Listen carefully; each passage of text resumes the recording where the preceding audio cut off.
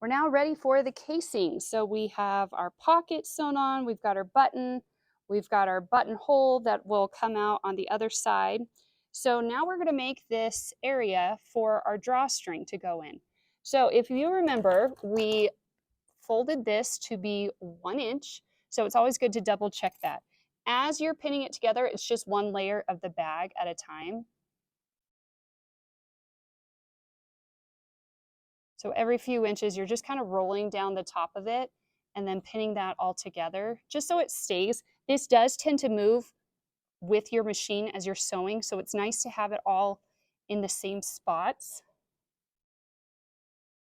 that they're secured in there with a pin and that you don't end up with one side that has come up like really tall and then you don't have enough room for your drawstring.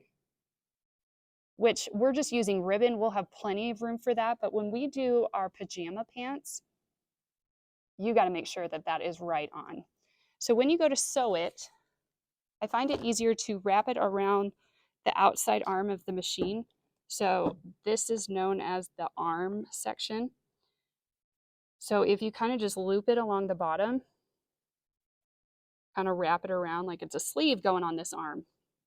All right, and basically we are going to be sewing over that straight stitch that we had before. We're doing it 1/8 of an inch away from the edge.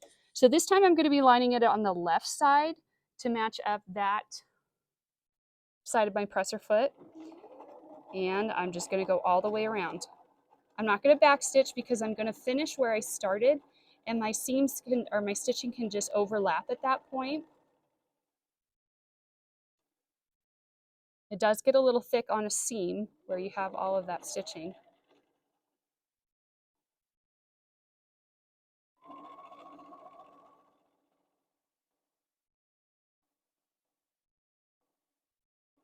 I'm just rotating it as it's sewing.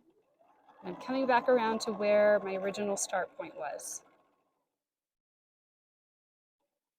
And I'm just going to go over that. I'm probably going over it about 1 inch or so, just where they overlap right there. Trim your threads.